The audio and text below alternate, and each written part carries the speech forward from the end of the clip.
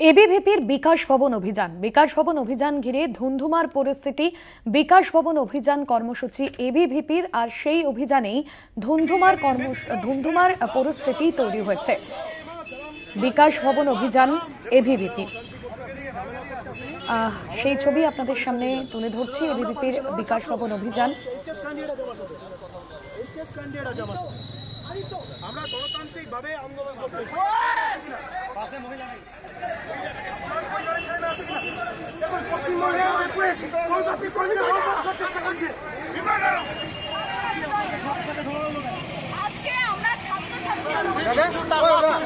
বেশ কয়েকজন এবিভিপি কর্মী সমর্থককে পুলিশ টেনে হিঁচড়ে বাসে তোলে এবং তাদেরকে আটক করা হয়। সেই ছবি আপনারা দেখছেন। বিকাশ ভবন অভিযানে ধুন্ধুমার পরিস্থিতি তৈরি হয়। এবিভিপির কর্মসূচি ঘিরে ধুন্ধুমার পরিস্থিতি তৈরি হয়। বিকাশ ভবন অভিযান কর্মসূচি ছিল এবিভিপি কর্মী সমর্থকদের। দেবাশিস সেনগুপ্ত রয়েছেন ফোন লাইনে। দেবাশিস, ঠিক কোন বিষয়কে সামনে রেখে বিকাশ ভবন অভিযান, কি জানা যাচ্ছে? যে এবিভিপির পক্ষ থেকে তারা বিকাশ ভবন অভিযান করেছিল মূলত রাজ্যের জয়েন্ট এন্ট্রান্স পরীক্ষার এখন ফলাফল এখনো পর্যন্ত প্রকাশ না হয়।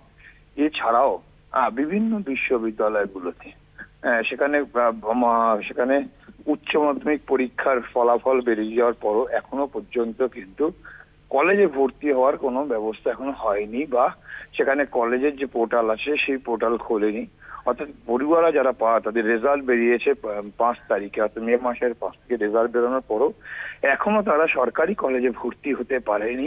এই সমস্ত বিষয় নিয়েই কিন্তু আজকে তারা বিকাশ ভবন অভিযান করতে যাচ্ছিল এবং বিকাশ ভবনের বেশ কিছু আগেই কিন্তু এবিভিপি সমর্থকদের এবং নেতৃত্বে তাদেরকে কিন্তু পুলিশ আটক করে এবং বেশ কয়েকজনকে তারা কিন্তু আটক করে নিয়ে যায়, এমনটাই কিন্তু খবর। এবং তাকে কেন্দ্র করে অর্থাৎ এই বিকাশ ভবন অভিযানকে কেন্দ্র করেই কিন্তু পুলিশের সঙ্গে রীতিমতো তথ্য বা বাক্য বিনিময় হয় এবিভিপি কর্মী সমর্থক নেতৃত্বের।